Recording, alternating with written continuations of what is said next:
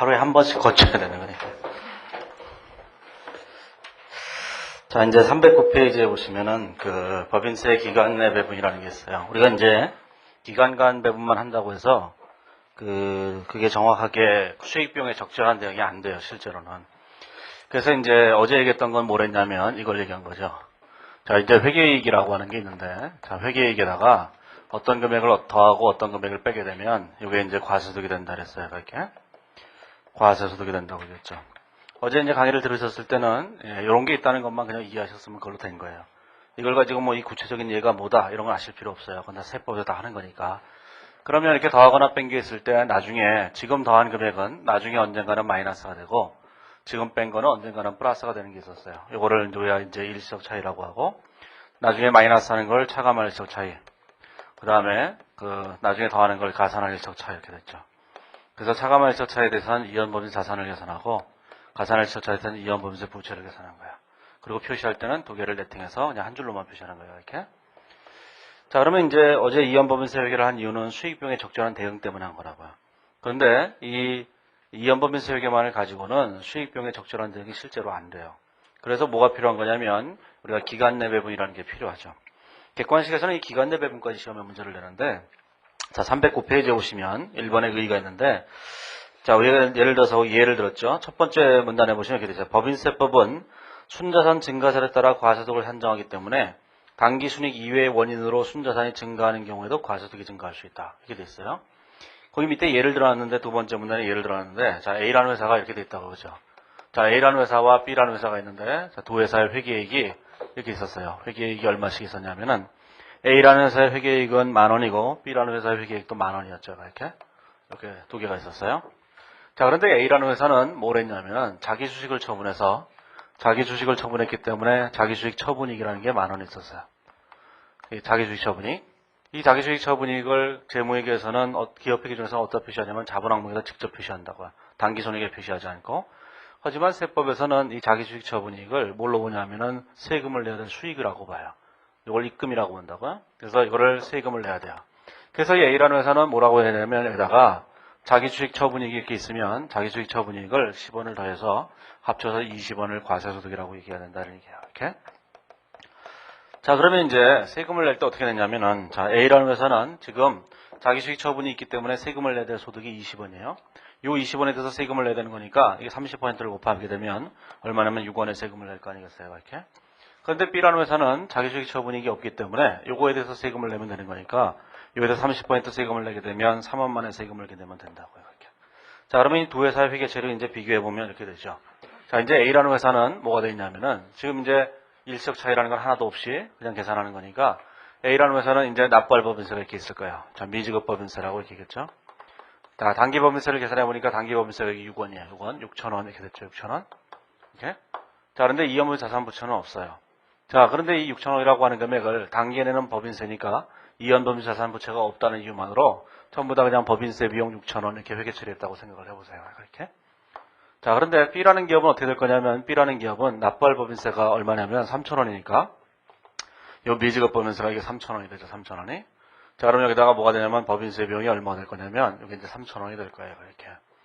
자, 이제 A라는 회사와 B라는 회사의 손익계산서를 작성해 보면 A라는 회사의 손익계산서와 B라는 회사의 손익계산 작성해 보면 이게 세전단기 순이익이 있겠죠. 세전단기 순이익이 우리가 회계이익이니까 이 회사는 얼마냐면은 10,000원이고 자, B라는 회사도 10,000원이에요. 이렇게. 자, 그런데 법인세 비용은 얼마가 되냐면 A라는 회사는 6,000원이고 자, B라는 회사는 3,000원이 되죠. 그러면 당기순이익이 얼마가 되냐면 A라는 회사는 4,000원, B라는 회사는 당기순이익이 7,000원이 되는 거예요. 이렇게. 자, 그러면 이제 어떤 문제가 생기냐면 세전 당기순이익은 이렇게 동일함에도 불구하고 세후 당기순이익이 달라졌잖아요. 그러니까 수익 비용의 적절한 대응이 안 됐다 그런 얘기예요. 자, 그랬을 때 어제 했던 이연법인세 회계에서는 요게 3,000원을 A라는 회사보다 이렇게 더 냈잖아요. 그렇죠? A라는 회사보다 3,000원을 더 냈는데 그 이유가 뭐였냐면은 미래의 세금을 덜 내기 위해서 더 냈던 거예요. 그게 어제 얘기했던 차감할시적 차이 얘기라고 해요. 이렇게. 자, 그런데 여기서는 미래에 낼 세금을 미리 낸 것도 아니에요. 그냥 낸 거라고요. 그러면 얘는 뭐 때문에 냈느냐? 지금은 뭐 때문에 냈어요? 자기주식 처분이익 때문에 냈죠. 그러면 자기주식 처분이익 때문에 내는 법인세는 자기주식 처분이익과 상기해야 된다는 거예요. 그래야지 수익비용에 적절한 대응이 된다는 거죠. 우리가 손익계산서에 표시되는 이 법인세 비용은 요 바로 위에 있는 세전당기수익 때문에 내야 되는 세금만 밑에서 표시해야 된다는 거예요. 자, 그걸 먼저 생각을 하셔야 돼요. 자, 그러면 여기 있는 6,000원의 법인세 중에서 3,000원이라고 하는 법인세는 자기주식 처분이기 때문에 세금을 낸 거니까 그 3,000원은 이렇게 그냥 가정을 해보세요. 자기주식 처분이익에 대한 법인세 비용이다. 이렇게 생각을 해보세요. 이렇게. 그러면 자기주식 처분이익에 대한 법인세 비용이 3,000원이죠. 그럼 나머지 법인세 비용이 3,000원이 되겠죠. 이게.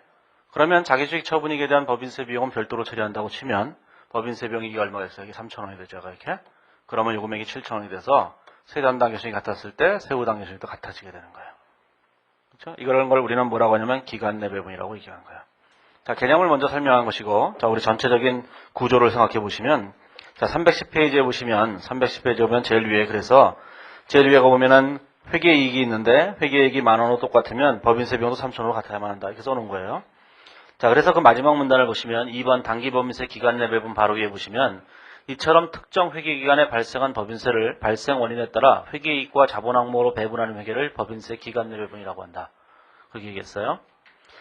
자, 그러면 당기법인세 기간내 배분이 있는데 거기 보시면 이제 법인세 배분에도 이제 두 가지가 있어요. 첫 번째는 뭐냐면은 다 당기법인세를 기간내 배분하는 게 있고, 자, 두 번째는 이연법인세 자산부채를 배분하는 경우가 있고 두 가지가 있다고요.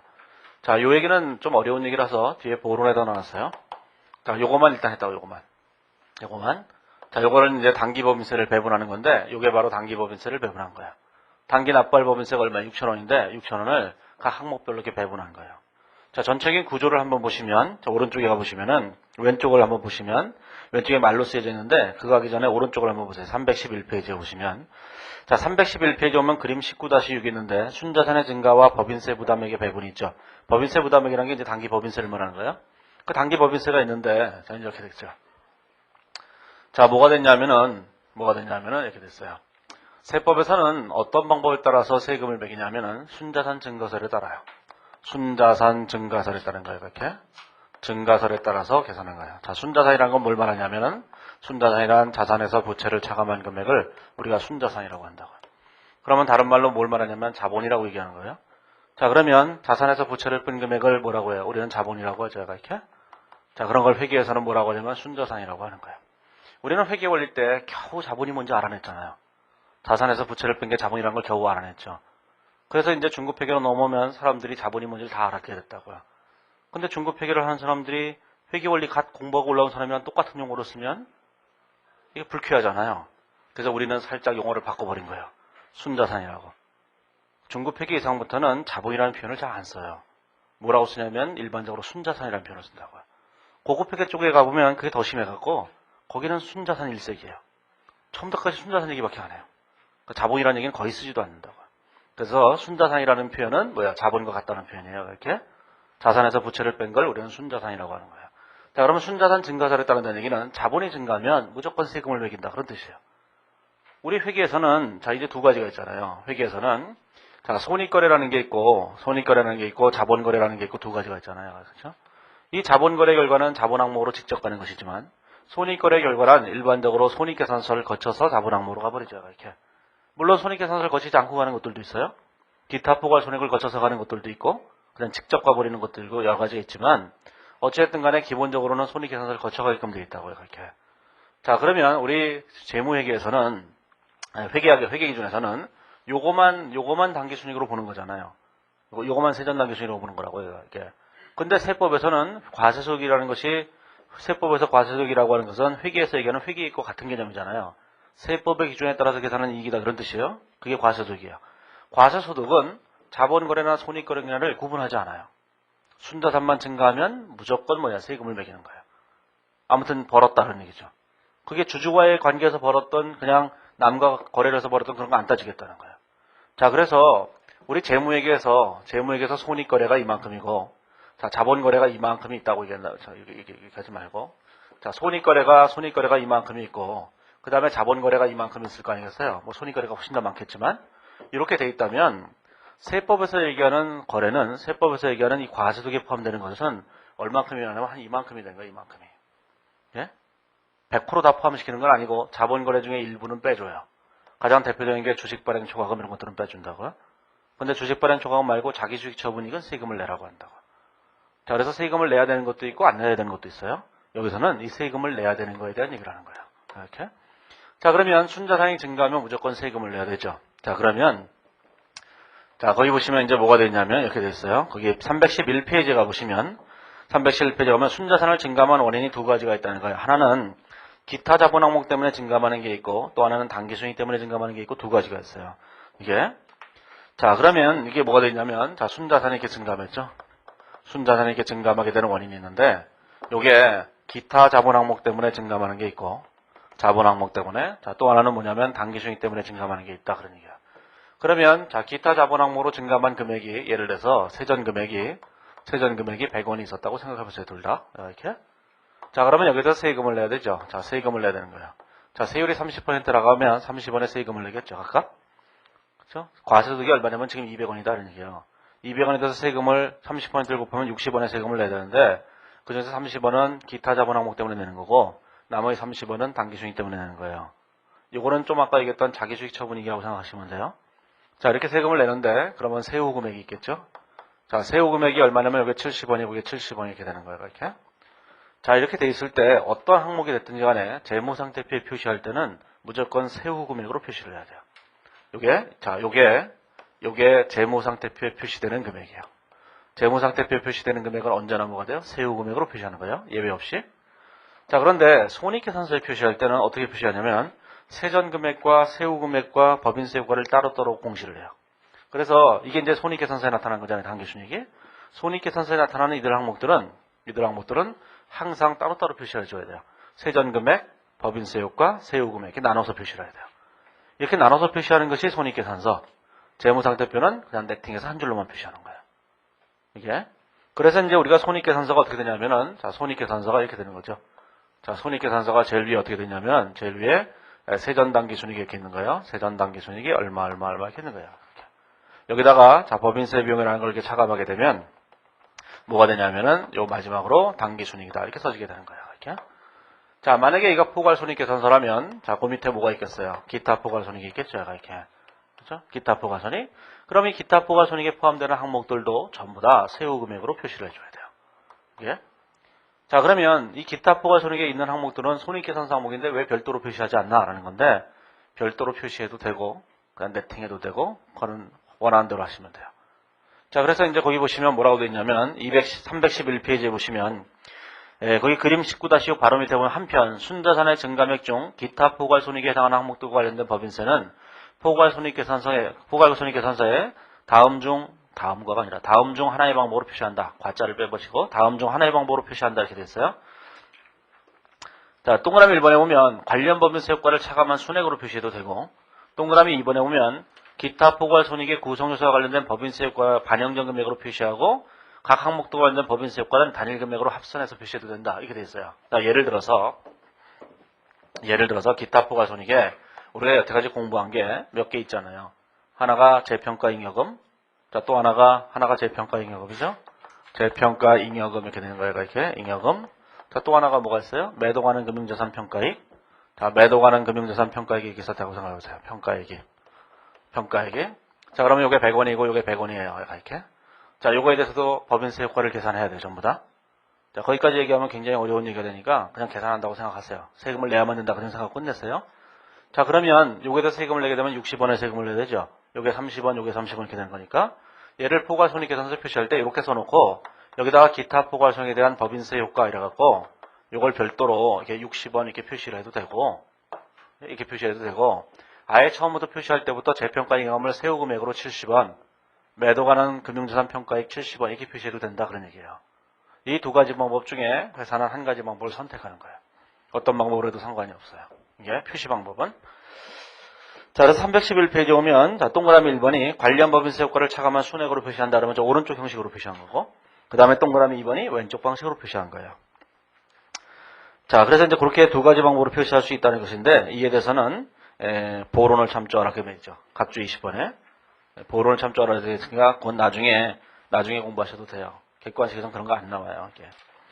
자, 그러면 312페이지에 보시면, 자, 예제 3번 있죠. 법인세 기간 내별본이 있는데, A사는 2009년도에 10만원, 자기수익 처분이 5만원을 보고했는데, 이들 항목들은 모두 법인세법상 과세소득에 포함된다. 이렇게 돼 있어요. 그래서 A사가 부담할 2009년도에 법인세율은 30%다. 이렇게 돼 있죠. 자, 이제 그걸 이제 계산을 해보시면 돼요. 계산을. 자, 이제 계산을 어떻게 해보면 되냐면은, 거기 보시면은, 이렇게 돼 있죠. 자, 이제 어떻게 되냐면은, 이렇게 돼 있어요. 312페이지에 보시면 뭐라고 되어 있냐면, 가로 1번에 10만원과, 그 2009년도에 10만원과 자기수익 처분이 5만원을 보고 있던데, 거기 빠졌네. 회계이익 10만원이요. 2009년도에 회계이익 10만원과, 이렇게 그냥 어뚜닥도 딱 10만원이 쓰여져 있죠. 자, 회계이익 10만원과 자기수익 처분이 5만원을 보고 했다 그랬잖아요. 그러면 회계이익 10만원과 자기수익 처분이 5만원을 보고 했으니까 이렇게 되겠을 거예요. 자, 회계이익이 얼마냐면, 자, 회계이익이 10만원이에요. 이렇게. 10만원. 그 다음에 자기수익 처분이익이 5만원이죠. 자기수익 처분이익이 5만원이에요. 자, 그러면 15만원의 과세득이 된다는 얘기예요. 여기다가 이제 세율을 곱하시면 되는데, 법인세율이 30%죠. 30% 이렇게 돼요. 자, 그러면 45,000원이 납발 법인세가 되는 거예요. 당기 법인세가.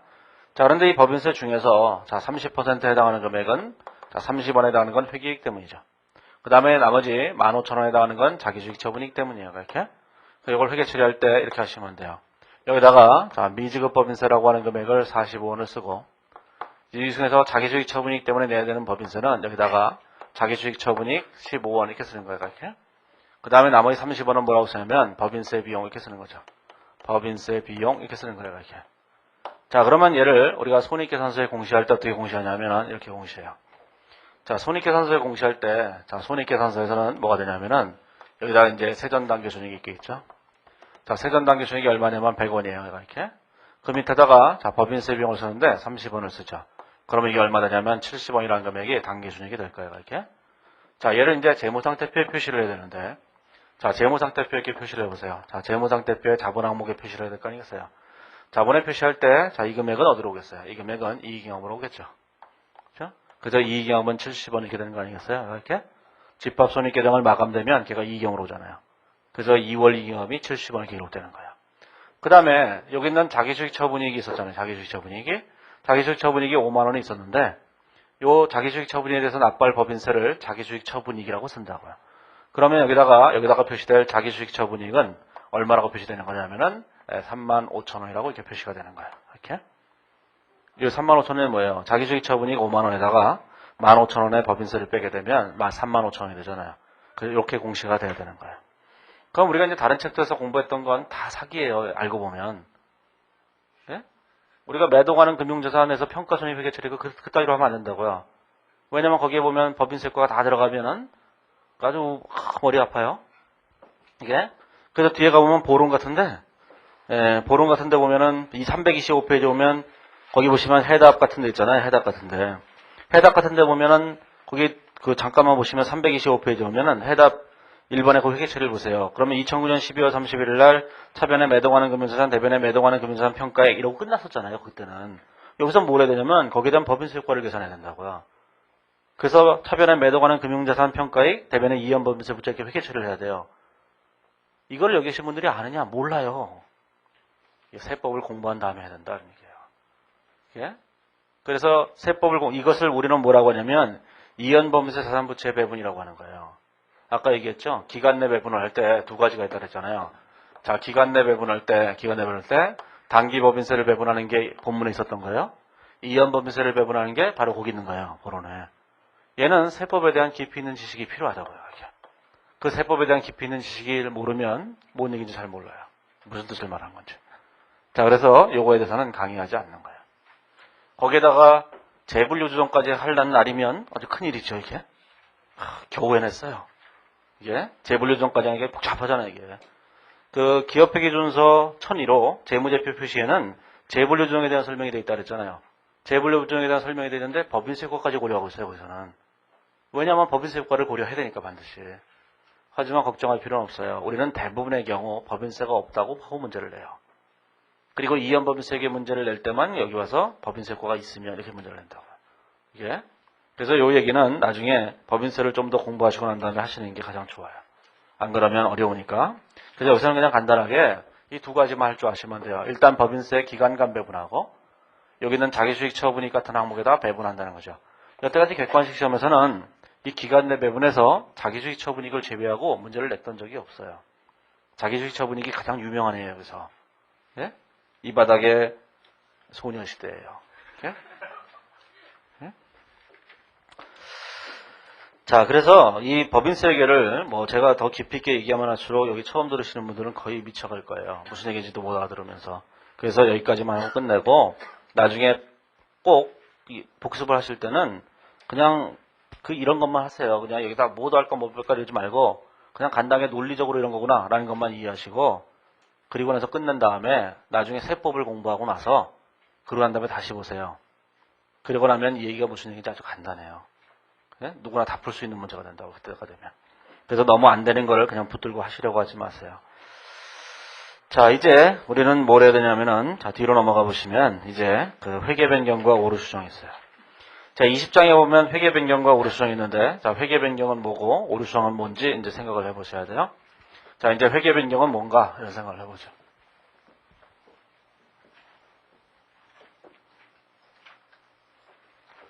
자, 이제 회계 변경이라고 하는 것은 무엇을 말하냐면, 자, 이렇게 하는 거죠. 자, 회계 변경이라는 게 있고, 그 다음에 오류 수정이라는 게 있어요. 오류 수정, 이렇게 돼 있어요. 오류 수정, 이렇게 되는 거죠. 이렇게. 자, 그러면 회계 변경과 오류 수정이 뭐냐라는 건데, 첫 번째 345페이지에 회계 변경의 정의가 나와 있는데, 자, 회계 변경은 345페이지에 보시면, 회계 변경은 기업회의 중이나 관계법령의 제정, 개정, 경제 환경의 변화, 기술 및 경영 환경의 변화 등으로 기업이 현재 채택하고 있는 회계 정책이나 회계 추정을 다른 회계 정책이나 회계 추정으로 변경하는 것을 우리가 회계 변경이라고 한다. 이게 됐어요. 자, 이런 회계 변경은 회계 정책의 변경과 회계 추정의 변경 이렇게 두 가지로 구분이 돼요. 자, 그러면 다 뒤로 넘어가 보시면 자, 이제 346페이지에 보시면 가로 1, 가로 2 이렇게 나와 있고 오른쪽에 오류 수정이 나와 있죠. 자, 여기서 이제 정의를 이렇게 하셔야 돼요. 정의는 오른쪽에는 그림에 정리되어 있다고요. 그림에. 자, 회계 변경이라고 하는 것은 무엇을 말하냐면 A라는 방법을 사용하다가 B라는 방법으로 이렇게 바꿨어요. 자, 이 A라는 방법이 회계 처리 방법이라도 상관없고 추정하는 방법이라도 상관없고 모두 상관없어요. 아무튼 회계 처리하기 위해서 금액을 어떻게 계산할 거 아니겠어요? 그 계산할 수 있는 모든 방법이라고 생각하시면 돼요. 그 모든 방법에서 A라는 방법을 사용했다가 B라는 방법으로 바꾼 거예요. 이게 예를 들자면 내용연수를 5년에서 4년으로 바꿨던가 대손율을 추정할 때 뭐 5%를 대손 충당금을 설정하다가 10%로 바꾸다든가 뭐 5%에다가 연령분석법으로 바꾸다든가 무슨 뭐 감가상각방법을 정의법에서 정률법으로 바꿨다든가 선입선출법에서 이동평균법으로 바꿨다든가 다 좋다는 얘기예요. 아무튼 바꾼 거예요. 그렇죠? 아무튼 바꿨어요. 자, 그랬을 때 요 A라는 방법을 기준해서 인정을 해요. 기준해서 이걸 인정해 준다는 얘기예요. 자, 그런데 B라는 방법도 기준해서 인정을 해요. 이것도 기준해서 인정하는 방법이에요. 자, 이런 걸 우리는 회계 변경이라고 하는 거예요. 회계 변경은 어떤 방법에서 어떤 방법으로 바꿨는데 이전 방법도 기준해서 인정했고 이후 방법도 기준해서 인정한 거예요. 이런 걸 우리는 회계 변경이라고 하는 거예요. 자, 오류 수정이라는 게 있는데 자, 오류 수정이라고 하는 것은 이런 걸 말하죠. A라는 방법에서 B라는 방법으로 이렇게 바꿨는데 자, B라는 방법은 A라는 방법은 기준해서 인정하지 않았던 거예요. 잘못한 거다는 얘기예요. 이거를 제대로 만든 것으로 이렇게 수정하는 것, 이런 걸 오류 수정이라고 하는 거예요. 예? 이런 건 절대로 안 돼요. 이 변경후가 기준에서 인정하지 않는다. 이건 말도 안 되는 거예요. 그건 있을 수 없는 거잖아요. 그런 분식을 하는 거니까 그건 말이 안 되는 거니까 무조건 변경후는 올바른 것이어야 되는데 변경정 방법을 올바르다 이렇게 얘기하면 회계 변경. 변경정이 올바르지 않다. 그러면 오류 수정이 된다는 얘기예요. 자, 그러면 이 회계 변경은 크게 다시 두 가지로 다시 나눠져요. 두 가지로. 자, 두 가지로 나눠지는데 첫 번째는 회계 정책의 변경이라는 게 있어요. 정책의 변경 이렇게 됐어요. 변경 이렇게 됐어요. 그 다음에 또 하나는 뭐냐면 추정의 변경이라는 게 있어요. 추정의 변경. 추정의 변경 이렇게 됐어요. 이렇게.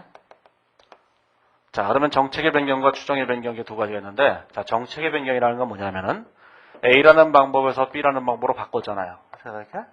자, 그런데 이 A라는 방법을 처음은 A라는 방법을 사용했죠. 처음에 A라는 방법을 사용할 때 B라는 방법도 사용할 수 있었어야 돼요. 그러니까 예전에 A라는 방법과 B라는 방법을 둘 중에 하나를 선택할 수 있었는데 그때 A를 선택했던 거예요. 자, 지금에 와보니까 지금도 B라는 방법과 A라는 방법을 둘 다 선택할 수 있어요. 그런데 지금은 B를 선택한 거예요. 자, 이런 걸 정책의 변경이라고 하는 거예요. 정책의 변경은 항상 선택의 문제예요. 둘 중에 하나를 선택할 수 있는데 그중에서 뭘 선택했느냐?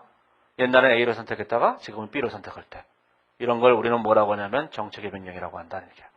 이런 거면 안 돼요. 예를 들어서 옛날에 B는 인정되지 않았다. 그러면 안 되는 거고. 옛날에 만약에 지금은 현재 A는 인정되지 않는다. 그러면 안 되는 거예요. 둘 다 인정돼야 돼요. 과거에도 인정되고 지금도 인정되고. 이런 걸 정책의 변경이라고 하죠. 자, 이런 걸 이제 정책의 변경이라고 하는데 정책의 변경은 근본적으로 선택의 문제예요. 자, 선택의 문제이기 때문에 기업회 기준에서 우리에게 둘 중 하나를 선택할 수 있게끔 해줘야 돼요. 그러지 않으면 절대로 안 되는 거죠. 그런 예는 뭐가 있냐면 크게 몇 가지 예가 없는데 가장 중요한 예가 뭐냐면 첫 번째, 자, 재고자산 원가 흐름의 가정을 변경하는 거예요. 재고자산 원가 흐름의 가정에서 우리는 선입선출법과 이동평균법과 총평균법 이런 방법들을 우리가 선택할 수 있어요. 내 마음대로. 예? 우리가 예를 들어서 건전지를 사고 파는 회사다 이럴 때 선입선출법을 해도 되고 이동평균법을 해도 되고 총평균법을 해도 돼요. 그렇죠? 그렇게 하는 걸 우리는 뭐라고 하냐면은 재고자산에서 선택의 문제잖아요. 그래서 정책의 변경이 돼요. 자, 두 번째로 가장 대표적인 두 번째가 뭐냐면은 유형자산에서 또는 무형자산에서 원가 모형과 재평가 모형을 선택하는 거예요. 원가 모형과 재평가 모형을 선택하는 거예요. 이걸 이렇게 선택하는 거예요. 이렇게. 자, 이렇게 선택하는 것이 있죠. 이 두 가지가 가장 대표적인 거예요. 그 밑에 동그라미 3번에 보면 금융상품의 원가 흐름의 가정을 수정했다 이렇게 돼 있는데 그건 결국 이거랑 똑같은 거죠. 그렇죠? 금융자산 쪽도 선입선출법, 이동평균법 이런 거 사용하는 거니까 그것도 이거랑 마찬가지잖아요. 이렇게. 자, 그래서 이 두 가지밖에 없어요. 시험에선 주로 예를 낼 거라고 생각을 해요. 예. 앞으로는 이제 요것도 어떻게 낼지는 잘 모르겠는데 아직 이제 재평가 모형을 우리나라에 도입한 적이 없어서 자, 그런 건데 이제 앞으로 어떻게 될지 생각을 해봐야 되는데 아직은 재고자산 쪽이 아닐까 이런 생각을 해요. 자, 그런데 자, 추정의 변경이라는 건 뭐냐면은 자, 추정의 변경이라는 이런 거예요. A라는 방법에서 B라는 방법으로 바꿨는데 예전에는 B라는 방법을 사용할 수 없었어요. 그런데 지금은 A라는 방법을 사용할 수 없어요. 이런 걸 추정의 변경이라고 하는 거예요. 이건 선택의 문제가 아닌 거죠. 이런 건 추정의 변경이 돼요. 자, 추정의 변경. 자, 그러면 추정의 변경이라는 건 뭔가 생각을 해보시면 자, 추정의 변경이라고 하는 것은 A라는 데서 이제 B로 바꾼 거잖아요. 자, 이렇게 바꿨을 때 가장 대표적인 얘기가 뭐가 있냐면은 이거 선택의 문제가 아닌 거예요. 이렇게. 가장 대표적인 첫 번째가 뭐냐면 감가상각 방법이에요. 감가상각 방법이다. 그런 얘기죠. 이 감가상각 방법은 자, 정액법이나 또는 연수학계법이나 정률법이나 이런 방법들 있잖아요. 자, 이런 방법들은 회사가 선택할 수 있는 게 아니에요. 저번에 유형자산에서 제가 강조해서 얘기했잖아요. 감가상각 방법은 회사가 선택하는 것이 아니라 그 유형자산의 경제력이 소비되는 행태를 반영해서 적절한 방법을 선택하는 것이다. 이렇게 얘기했잖아요. 그렇죠? 이게 이제 우리나라에서는 기존에 현행 우리나라 기준은 이 감가상각 방법의 변경을 정책의 변경으로 봐요. 그래서 여기에 관련된 문제가 거의 대부분이에요. 그 여태까지 시험 문제로 냈던 정책의 변경은 재고자산을 냈던 것이 아니라 대부분 감가상각 방법의 변경을 냈다고요. 그게 거의 매년 냈기 때문에 지난 2000년도 들어서 낸 것만 한 15문제는 될 거예요. 세무사회계에서 합쳐서 거의 매년 내다시피 했으니까. 굉장히 많아요. 이쪽에 반이에요. 이 객관식 문제. 그 정도로 무진장 많이 냈는데 얘가 이쪽에 있다가 쫓겨났잖아요. 이 바닥에서 보면 얘는 성골이에요. 진골인가? 제일 중인가? 아, 왕족이에요. 왕족. 예? 얘는 뭐예요? 얘는 그냥 귀족이에요. 쟤는 뭐예요? 오류성은. 얘는 그냥 향소 부국에 사는 애들이에요. 이렇게. 천민가도 같은 맨날 오류만 범하잖아요. 이게. 그렇죠? 자, 그랬다는데 얘가 여기 샀다는데 쫓겨났어요. 요즘 천추태호 나오는 김치향처럼. 몰라요? 김치향? 천추태호의 김치향이라고 나오잖아요. 신라 왕족의 후예로서 신라의 재건을 꿈꾸며 최실한테 접근해갖고 뭐가 하나 있어요. 이름은 기억이 안 나네. 배우 이름이. 자, 그래서 얘가 이제 여기 격이 확 떨어져 버렸다고요. 그러다 보니까 이게 이제 뒤에도 이제 문제를 만들어놨는데 너무 유치한 거예요. 굉장히 쉬운 문제가 됐어요. 옛날에 얘가 정책의 변경일 때는 얘가 굉장히 어려운 문제였거든요. 그런데 매년 출제되는 문제였기 때문에 무조건 풀어봐야 돼요. 100% 나오기 때문에. 그런데 이제는 문제가 굉장히 수준이 낮아졌어요. 이게 추정의 변경으로 바뀌면서 여기서 꼭 아셔야 될 거는 감가상각 방법의 변경은 추정의 변경이에요. 그렇죠? 이 346페이지 보면 그 밑에 연구를 보시면 감가상각 방법의 변경 이렇게 돼 있죠. 추정의 변경이죠. 추정의 변경. 거기 써놨어요. 한번 읽어보세요. 그것도 시험에 낼지도 몰라요. 그래서 한번 써놓은 거니까 한번 읽어보시고 회계 변경에서 가장 중요한 이슈는 이거예요. 감가상각 방법의 변경을 앞으로는 추정의 변경으로 오겠다. 이게 국제 기준과 우리나라 기준의 가장 중요한 차이점이라고. 자, 그거 말고도 거기 보시면 가로 2번에 회계 추정의 변경에 보면 동그라미 1번에 보면 매출 채권의 대손 예상률 변경하는 경우, 동그라미 2번에 보면 감가상각자산의 내용연수 또는 감가상각자산에 내재된 미래경제 효익의 기대 소비 행태의 변경이 이렇게 됐죠. 미래 경제의 효익의 기대 소비 행태의 변경이라는 게 있잖아요. 그게 뭐예요? 감가상각방법을 말하는 거예요. 기준에 이제 이런 표현을 써놔서 그냥 써놓은 건데 제일 밑에 각주 일반에다 달아놨죠. 감가상각방법이 변경되어야 한다는 것을 의미한다. 그 얘기겠죠. 자, 그러면 이렇게 돼 있다는 걸 이제 아셔야 돼요. 자, 제일 중요한 문제가 자 이제 감가상각방법. 그 다음에 뭐겠어요? 자, 내용연수를 바꾸는 것도 있겠죠. 내용연수. 그 다음에 세 번째, 자 잔존가치를 바꾸는 경우도 있을 거예요. 자, 시험에 가장 많이 나는 가장 대표적인 거는 유형자산의 감가상각방법, 내용연수, 잔존가치 변경을 내는 거예요. 요거 좀 이따가 문제를 해보시면 돼요. 이렇게. 자, 그러면 이런 것들을 우리는 뭐라고 하냐면 추정의 변경이라고 한다. 그 얘기죠. 이렇게. 자, 선택의 문제가 얼마나 중요한 것인지를 이렇게 생각을 해보시면 돼요. 옛날에 어떤 사람이 제게 전화를 한 통화했어요. 전화를 했어요. 김앤장에 있는 사람에서 김앤장. 우리나라 최대 회계법이라는 김앤장 있잖아요. 김앤장에 있는 사람이 제게 전화를 했어요. 저랑 같은 회계법인에 있다가 감산으로 옮겼다가 김앤장에 가서 근무를 하는데, 근데 이제 이 사람이 저한테 전화를 했어요. 자기가 그 관계하는 회사가 하나 있는데 김앤장도 회계사가 필요하잖아요. 종합 컨설팅을 해주려면. 그래서 이제 자기네 관계된 회사가 있는데 이 회사가 후입선출법을 사용했었다는 거예요. 그동안. 지금 이제 우리나라 국제기준은 후입선출법을 인정하지 않지만 그래서 후입선출법을 이렇게 사용했었다는 거예요. 후입선출법을. 이게 이 후입선출법을 월별로 했다는 거죠. 1년에 한 번 했다. 1년에 한 번. 1년에 한 번 후입선출법을 했다는 거예요. 자, 그런데 이거를 회사가 이제 상장된 회사라서 상장을 하고 나면 월차 결산을 해야 돼요. 왜냐하면 분기재무제표, 반기재무제표를 만들어야 되니까. 그래서 얘를 한 달에 한 번씩 후입선출법을 적용하는 걸로 바꾸려고 하는데 이것이 정책의 변경이냐 추정의 변경이냐 이렇게 물어봤다고. 그래서 제가 이렇게 답해줬죠. 이거는 정책의 변경이다. 이렇게 얘기했어요. 왜 정책의 변경이죠? 자, 처음에 회사가 이 후입선출법을 적용할 때 후입선출법을 기준에서 인정한다고 얘기한다면 그럴 때 1년에 한 번 후입선출법을 사용하든 1년 전체를 가지고 한 번 하든 월별로 하든 그런 회사가 선택할 수 있었던 거예요. 둘 중 하나를 선택해야 되는데 이걸 선택했다가 이번엔 이걸 선택하는 걸로 바꿨잖아요. 그러니까 뭐가 되겠어요? 그러니까 정책의 변경이 되는 거죠. 그랬더니 이 사람이 갑자기 이런 얘기를 하는 거예요. 금감원에서는 그런 소리 안 하던데 이러는 거예요. 금감원에서는 그런 소리 안 했다는 거죠. 화가 그냥 확 나잖아요. 그럼 나한테 왜 물어봤어? 네?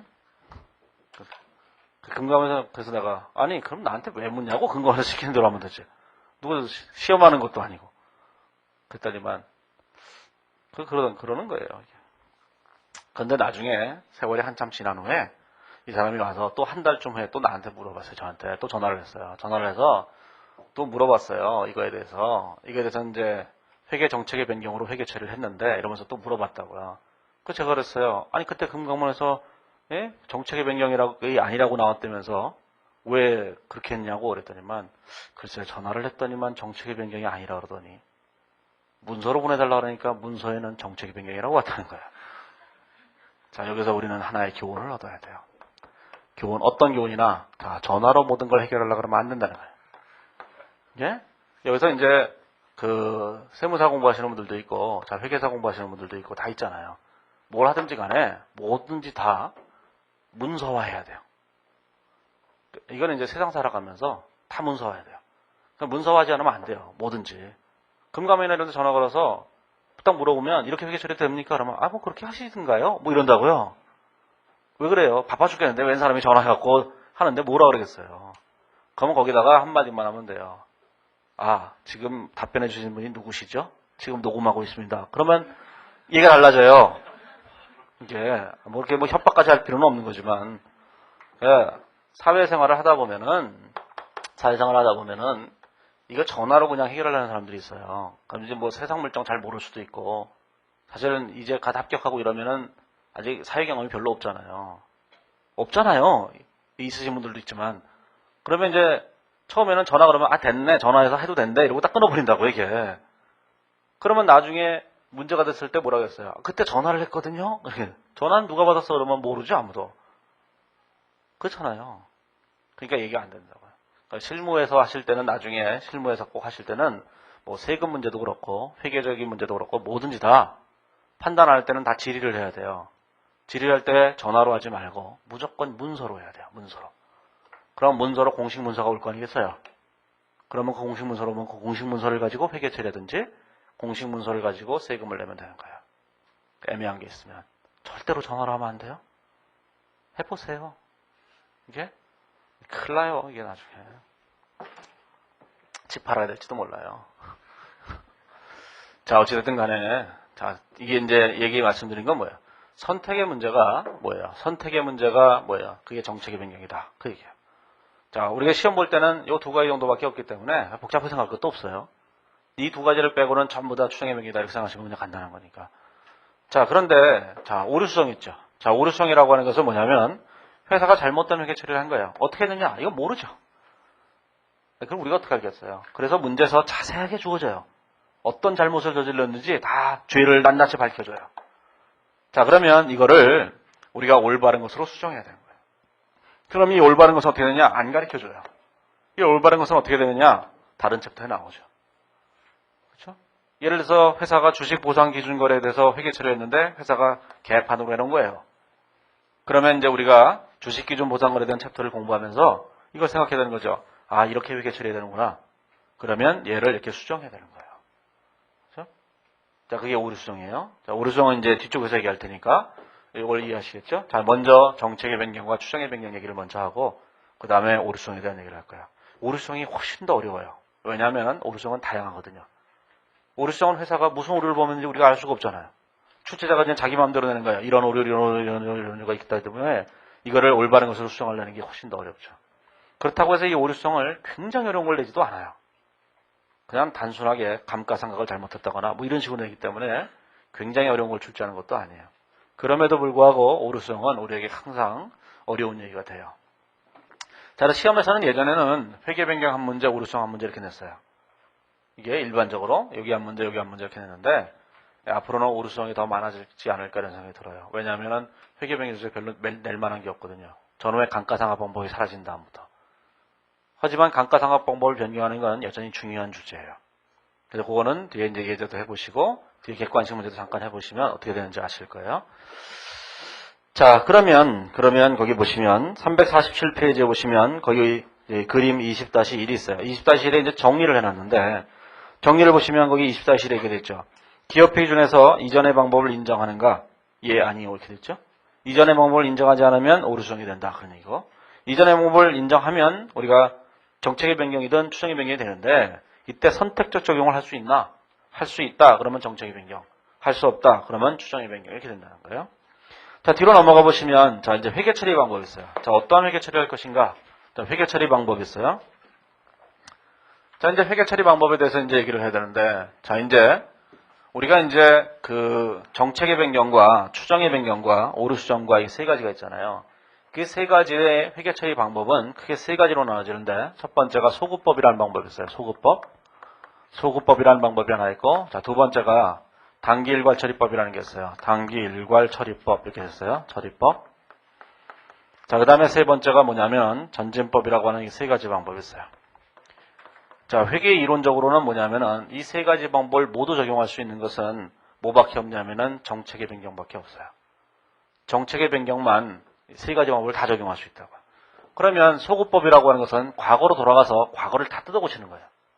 그 다음에 단기일괄 처리법은 그 과거로 돌아가서 수정할 금액들을 다 단기에 처리하는 거예요. 자, 전진법은 뭐냐면 과거로 돌아가지 않고 앞으로만 잘하는 거예요. 그런 걸 전진법이라고 하죠. 이런 거랑 똑같은 거예요. 남자가 있어요, 남자가 여자를 이렇게 만나잖아요. 그렇죠? 이 얘기를 들으시면서 왜 혼자인지 잘 생각해 보세요. 왜 나는 혼자일까? 남들은 쌍쌍이 다니는데 왜 나만 혼자일까? 남자분도 생각해 보시고 여자분도 생각해 보세요. 왜 나는 솔로인가? 자, 남자가 여자가 만나요. 만나면 남자가 즉각적으로 물어보죠. 너의 과거를 대라. 이렇게 물어보는 거예요. 너의 과거를 대라. 이거죠. 이렇게? 그럼 여자가 과거를 대요. 아마추어지. 이게 과거를 대는 거예요. 과거를. 이 바보예요. 이게 아마추어죠. 과거를 대요. 과거를 대요. 이 남자는 오로지 여자의 과거에만 관심이 있어요. 그래서 남자는 여자한테 늘 물어본다고. 너의 과거가 어땠어? 그 남자 누구야? 그 전화 그 인간 누구야? 뭐 다 묻잖아요. 그렇죠? 뭐 전화를 받았는데 아버지한테서 전화가 왔는데 막 봤는데 그놈 누구야? 이거 막 묻고 그러잖아요. 이게. 여자는 항상 남자한테 이것만 물어봐요. 너 앞으로 어떻게 살래? 그죠? 그래서 그 유명한 얘기가 있는 거예요. 남자는 여자의 과거를 사랑하고 여자는 남자의 미래를 사랑하는 거예요. 그렇죠? 이 기대가 서로 어긋나기 때문에 혼자인 거예요. 이게 미안해요. 뭐 어차피 혼자인데 그걸 또 그렇게까지 얘기해요. 자, 그러면 남자가 여자한테 과거를 물어봐요. 과거를 물어봤는데 여자가 얘기하잖아요. 그래서 이 남자애가 그러는 거예요. 야, 너 같은 여자하고는 사귈 수 없어. 헤어져. 이러는 게 소구법이에요. 사귀기 전 상태로 되돌아가는 거예요. 그게 소구법이에요. 단길과 차리법은 뭐냐면 대판 싸워요. 너 왜 이렇게 거지같이 살았니? 이러면서 막 싸운다고 대판. 그러고 난 다음에 야, 이봐 싸웠으니까 이제 앞으로는 그렇게 하지 말기로 하자. 우리 지금부터 잘 사귀어보자. 이렇게 하는 게 단길과 처리법이에요. 이게 전지법은 뭐냐? 아예 안 물어봐요. 이 남자가 자기의 행실이 있었기 때문에 절대로 안 물어봐요. 자신의 과거가 있잖아요. 이게. 그러니까 자신의 과거가 드러날까 봐 절대로 안 물어봐요. 그러니까 여자의 과거를 안 물어보는 남자는 의심해 봐야 돼요. 그 남자의 과거를. 이런 걸 우리는 뭐라고 해요? 전진법이라고 하죠. 전진법이 세상에서 가장 아름다운 방법이에요. 과거를 묻지 않는. 이게. 자, 그러면 이 세 가지 방법이 각각 소구법, 단결과 처리법, 전진법이라는 거예요. 이게 예를 들어 설명하면. 자, 그러면 자, 우리가 생각을 해보세요. 자, 정책의 변경과 추정의 변경과 오류성이 있을 때 왜 도대체 이 세 가지 방법 중에 다 적용할 수 없는 것인가? 자, 정책의 변경이라고 하는 것은 뭐죠? 과거 A라는 방법과 B라는 방법을 선택할 수 있었죠. 그런데 지금도 A라는 방법과 B라는 방법을 선택할 수 있었는데 이때 옛날에는 A, 지금은 B를 선택한 거예요.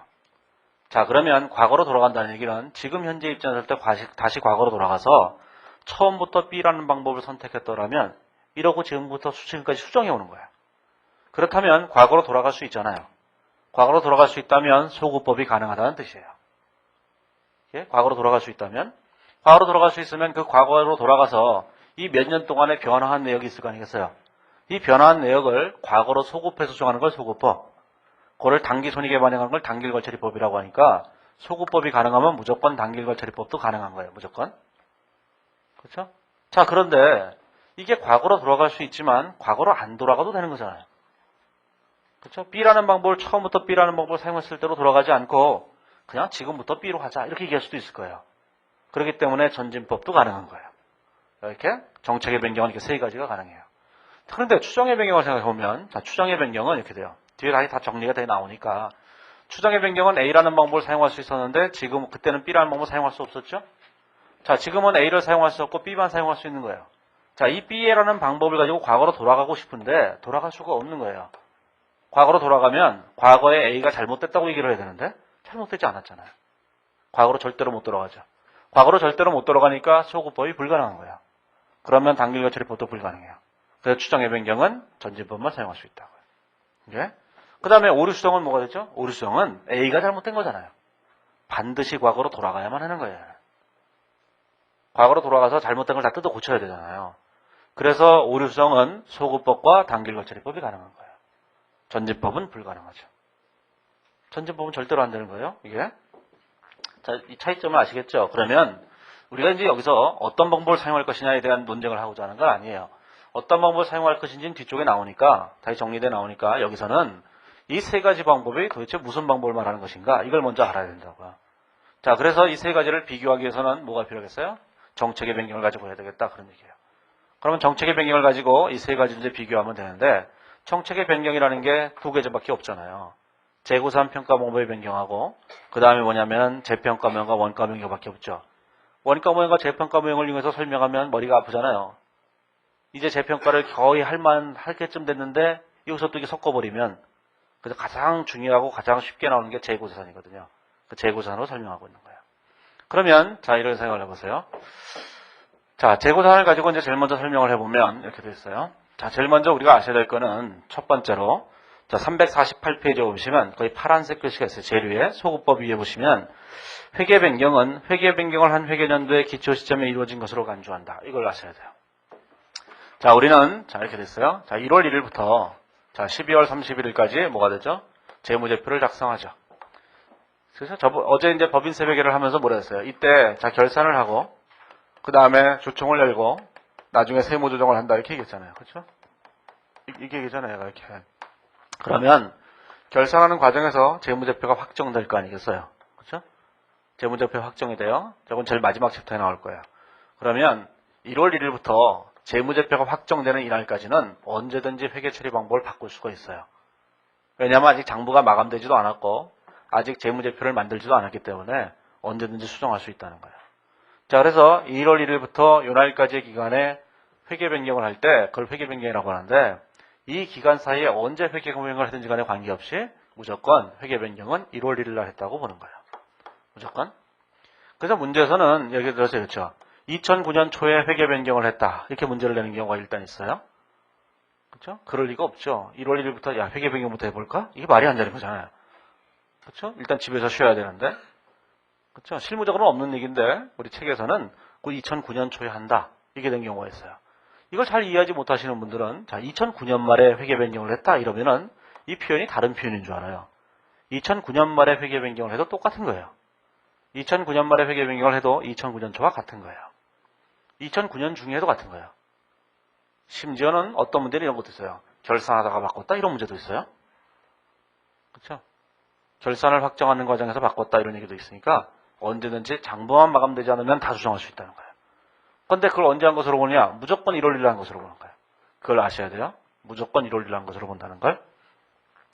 자, 그래서 문제에서 어떤 종류가 나오든지 간에 무조건 회계 변경은 1월 1일 하는 것이다. 이걸 꼭 기억하시기만 하면 되죠.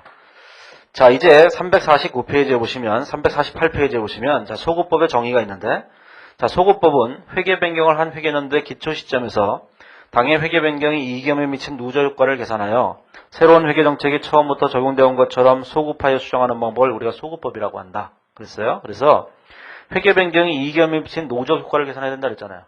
그 누적 효과를 계산해야 되는데 그 밑에 보시면 누적 효과가 문제가 나와 있죠. 자, 회계 변경의 누적 효과를 계산해야 된다는 거예요. 자, 그러면 소구법은 제일 먼저 뭘 계산해야 돼요? 자, 회계 변경의 누적 효과라는 걸 계산해야 돼요. 누적 효과. 자, 이 누적 효과를 계산해서 얘를 어디다 반영하냐면 기초 2월 이익염에다 반영해요. 2월 이익염에다가 이렇게 반영하는 거예요. 이익염에 반영하는 거죠. 자, 기초 2월 이익염에다가 누적 효과를 반영하는 걸 우리가 소구법이라고 하는 거예요. 자, 그래서 348페이지 오면 341페이지 오면 두 번째 문단을 보시면 회계 변경이 기초 2월 이익염에 미친 효과를 회계 변경의 누적 효과라고 하는데 변경정 방법을 적용한 경우에 기초 2월 이익염과 변경 후 방법을 처음부터 적용하였다고 가정하는 경우에 기초 2월 이익염의 차이를 말한다 그랬어요. 자, 이제 그 예를 하나 들어보면 349페이지에 얘가 있죠. 자, 회사가 원가흐름의 가정을 재고상 원가흐름의 가정을 선입선출법에서 이동평균법으로 변경했다고 해보자. 이렇게 됐어요. 자, 그러면 이게 뭐가 됐냐면 이렇게 된 거죠. 자, 뭐가 됐냐면은 자, 옛날에 회사가 설립이 됐어요. 설립이. 자, 설립되는 시점부터 회사가 선입선출법을 적용해 왔던 거예요. 그렇죠? 자, 이걸 계속적으로 적용하다가 2009년 1월 1일에 돼서 이때까지 선입선출법을 계속 적용해 왔겠죠. 이렇게. 이때 뭘로 바꾼 거예요? 이동평균법으로 바꿨다. 그런 얘기예요.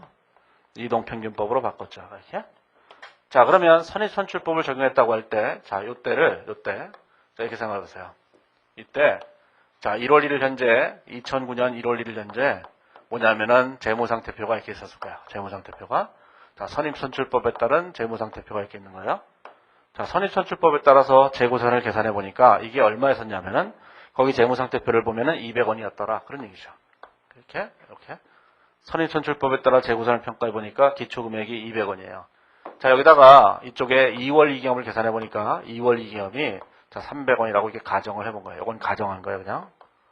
물론 뭐 200원도 가정한 거지만 가정한 거예요. 자, 그러면 이제 뭘 계산해야 되냐면 요거는 회계 변경을 하지 않았다고 할 때 요 금액이 재무제표에 있었을 거 아니겠어요. 자, 이걸 이제 뭘로 고쳐야 되냐면 이걸로 고쳐야 돼요. 뭘 고쳐야 되냐면 2009년 1월 1일 현재 재무상태표를 그리는데 이동평균법에 의한 걸 계산하는 거예요. 자, 이동평균법에 따라서 계산한다는 얘기는 뭐냐면은 이 회사를 설립했을 때부터 이동평균법을 사용했다라면 지금 어떻게 됐을 것을 계산해 보는 거예요. 그러면 이동평균법을 처음부터 사용했다라면 어떻게 됐을 거냐면 거기 보면 재고산이 100원이었을 거다 이렇게 얘기하는 거거든요. 자, 여기다 재고산이 얼마였겠어요? 재고산이 100원이었겠다 이렇게 얘기하는 거죠. 이렇게. 자, 그러면 여기는 2월 이익염이 얼마가 되겠어요? 2월 이익염이 생각을 해보면 자, 이렇게 생각을 해보세요. 이게 이제 몇 년인지는 몰라요. 이게 몇 년간 흘렀다고 생각하세요. 몇 년간 흘렀을 때 자, 매출이 이 몇 년 동안의 매출을 다 합친 게 1,000원이라고 생각을 해보세요. 1,000원. 이렇게. 다른 건 하나도 없고 매출과 원가밖에 없어요. 그러면 이게 매출이 1,000원인데 이게 매출원가가 얼마냐면 매출원가가 700원이라고 해보세요. 이렇게 700원. 그러면 재고자산이 얼마예요? 200원이 남았다는 얘기는 이 기간 동안에 재고자산을 900원어치 사서 물건을 700원어치 팔아서 200원이 재고자산으로 남았다 이런 뜻 아니겠어요? 그렇죠? 그래서 매출 1,000원에서 매출원가 700원을 뺀 게 당기순이익이고 당기순이익의 장부가 마감되면 2월 이익으로 가잖아요. 그래서 300원이 됐다는 거예요. 자, 그런데 이 이동평균법에서는 매출원가가 얼마 되면 900원어치 샀잖아요. 900원어치. 자, 900원어치 샀는데 지금 뭐가 됐어요? 재고자산이 100원밖에 없죠. 그러면 얼마 되겠어요? 800원이 되겠죠. 이렇게 매출원가가. 자, 매출원가가 800원이라면 자, 매출이 1,000원인데 자, 매출원가가 800원이 되게 되면 뭐가 돼요? 당기순이익이 200원이 됐겠죠. 그러면 기초 2월 이익이 200원이 됐을 거예요. 그래서 얘가 200원이 됐을 거예요. 이렇게. 뭐 설명을 하기 위해서 그런 얘기를 했지만 사실은 뭐예요? 재고산이 100원 줄어들었다면 대차 평균의 원리에 따라서 반대편에 뭔가 줄어들어야 돼요. 그래서 2월 이익이 줄어드는 거예요. 대차를 맞춰야 되니까. 자산이 줄어들면 그만큼 이익이 줄게끔 돼 있다고. 다른 게 변하지 않으면. 자, 그러면 이렇게 돼 있다고 할 때 우리는 이 기초 2월 이익을 변경정 방법에 따른 이 2월 이익과 변경 후 방법에 따른 이 2월 이익이 있어요. 변경 후 방법을 처음부터 적용했다고 할 때 지금 현재 2월 이익을 말하는 거예요.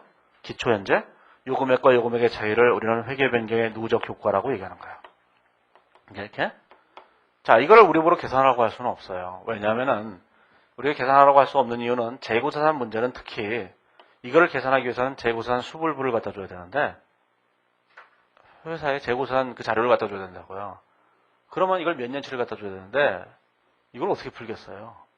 그래서 시험에서는 재고자산 문제를 낼 때는 이렇게 다 계산한 결과가 얼마다 이렇게 딱 줘요.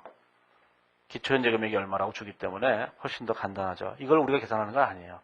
재고자산 금액이 200원이고 이동평균법에 따르면 100원이 딱 주어진다고. 자, 그러면 이게 주어졌을 때 이 차이를 누적효과라고 하는데 결국 누적효과는 그 회계 변경을 한 계정 과목의 기초금액과 차이가 똑같잖아요. 이 차이도 요점이 뭐가 돼요? 이 차이도 똑같이 100원이죠. 그래서 거기 보시면 349페이지에 오면은 그 재무상태표를 중간에 보시면 재고자산의 차이가 100원이에요. 2월 이익의 차이도 100원이죠. 그 차이를 우리는 뭐라고 하냐면 회계 변경의 누적효과라고 한다. 그런 얘기예요. 그래서 회계 변경의 누적효과가 뭐라는 걸 꼭 아셔야 돼요. 회계 변경의 누적효과는 2월 이익의 차이고 기초 현재 그 금액은 결국 기초당부 금액과 기초당부 금액의 차이 해당 항목에. 자, 그러면 우리는 뭘 해야 되냐면 소구법에서는 요 상태에 있는 재무제표를 요 상태로 이렇게 수정을 해야 돼요. 수정하려면 분기가 필요하겠죠. 어떤 분기가 필요하죠? 이런 분기가 필요하죠. 저걸 수정하려면 이런 분기가 필요한 거예요. 자, 뭐가 되냐면은 재고자산이 200원에서 100원으로 100원이 줄어들어야 되잖아요. 그래서 여기다 재고자산을 100원을 이렇게 줄여야 되는 거예요. 이렇게 줄어들어야 돼요. 이렇게. 그 다음에 2월 이익이 300원에서 200원으로 줄어들어야 되잖아요. 그래서 여기다가 2월 이익이라고 그래갖고 여기다 2월 이익을 이렇게 줄여야 돼요. 2월 이익을 자 100원을 이렇게 줄여야 된다고. 자, 이렇게 줄일 때 요 금액을 뭐라고 하냐면 우리는 회계 변경의 누적효과라고 한다. 큰 뜻이에요. 이제 자, 이렇게 회계 변경의 누적효과를 2월 이익에 직접 반영하게 되면 이 분계를 하자마자 재무제표는 요 위에 있는 재무제표에서 밑에 있는 재무제표로 바뀌는 거예요. 이런 걸 우리는 뭐라고 하냐면 소구법이라고 한다. 그런 얘기야. 자, 그렇게 되게 되면 이제 어떤 문제가 되냐면은 349페이지에 오면 그 중간에 회계 처리가 하나 돼 있잖아요. 차번에 2월 이익금 대변에 재고산 이렇게 분기가 되어 있죠. 그 밑에 보시면 자, 재무제표는 전기와 단기를 비교하는 방법으로 공시하는 것을 원칙으로 한다. 회계정책의 변경을 소구법으로 처리한 경우 단기 재무제표는 쭉 설명이 되어 있어요. 자, 그 얘기는 무슨 뜻이냐면 이런 뜻이죠. 우리가 이제 재무제표를 공시할 때 2009년도에 재무제표 이제 공시할 거 아니겠어요. 2008년도에 재무제표를 옆에다가 비교 공시한다고요. 그럼 예를 들어서 손익계산서 입장에서 본다면 2009년도에 손익계산서는 뭘로 되어 있어요? 요거는 지금 이동평균법으로 되어 있겠죠. 그렇죠? 기초재고사안도 이동평균법으로 바꿨으니까 이동평균법에 따라서 철저하게 되어 있을 거예요. 자, 그런데 2008년도에 공시한 이 재무제표는 전년도니까 얘는 선입선출법으로 되어 있을 거예요. 그러면 선입선출법으로 계산한 당기순이익과 이동평균법으로 계산한 당기순이익을 비교한다는 게 아무 의미가 없잖아요. 그렇죠? 원가름의 과정을 다르게 하면 당기순이익이 다른 거에 당연한 거니까 아무 의미도 없어요. 따라서 이 회계기간과 이 회계기간을 비교할 수가 없다고요. 그래서 비교 가능성이 떨어지죠. 비교 가능성 문제를 해결하기 위해서 뭐냐면 요 전기에 작성한 요 재무제표를 다 뜯어 고쳐서 얘를 선입선출법이 아닌 이동평균법으로 다 뜯어 고쳐야 돼요. 이런 걸 전기재무제표의 제작성이라고 한다고. 그래서 소구법을 적용하게 되면 반드시 전기재무를 제작성하셔야 돼요. 객관식 문제에서는 제작성하라 이런 문제를 내는 게 아니에요. 객관식에서는 그냥 제작성한다라는 것만 아시면 돼요. 저걸 제작성하는 건 주관식에서 내는 거예요. 그것도 보론에 있어요. 이게. 자, 그래서 여기 보시면 뭐라고 되어 있냐면은, 여기서 뭐라고 되어 있냐면은, 자, 요걸 하고 나면 소구법을 적용하자면 비교 목적의 전기재무제표가 있는데, 자, 비교 목적의 전기재무제표를 반드시 제작성해야 돼요. 전기재무제표를 제작성해야 돼요. 변경의 방법으로 제작성해야만 한다라는 거죠. 이렇게 되는 거예요. 자, 그러면 이제 349페이지에 오시면 349페이지는 거의 파란색 글씨로 되어 있죠. 장점 바로 위에 보시면 전기재무제표를 비교 공시하는 경우 이미 공표된 전기재무제표를 변경 후에 회계정책으로 수정하여 공시해야 한다. 이게 되어 있어요. 자, 그게 이제 소구법이에요. 소구법은 전기재무제표를 반드시 제작성하셔야 돼요. 장단점이 있어요. 그건 주관식에서 나온 거예요. 주관식에서 하도 많이 나와서 뭐 얘기할 필요도 없어요. 자, 거기 보시면 이제 소구법의 장단점, 단기일괄처리법의 장단점, 그 다음에 전진법의 장단점, 이 세 가지가 있어요. 이 세 가지를 다 출제했어요. 회계사 시험에서도 냈고, 세무사 시험에서도 냈고, 다 냈어요. 이렇게. 이 챕터에서 가장 중요한 이론이라고 얘기할 수 있어요. 장단점이. 그래서 나중에 주관식에서 꼭 하셔야 돼요. 이렇게. 지금부터 해봤자 이해가 안 돼요, 잘. 그 장단점은 나중에 2차 공부하실 때 하시라는 거예요. 객관식에서 하나도 안 나오니까. 자, 350페이지에 오면 이제 가로 2번에 보면 단기일괄처리법이라는 게 있는데, 자, 단기일괄처리법은 기본적으로 소구법하고 같은 방법이에요. 같아요. 그런데 소구법과 똑같이 뭘 계산해야 돼요? 누저효과를 계산해야 되는 것도 똑같은 거예요. 누저효과를 이렇게 계산해야 돼요. 자, 그런데 소구법과의 차이점은 뭐냐면 단기일괄처리법은 누저효과를 계산해서 그 금액을 단기손익에 반영하는 거예요.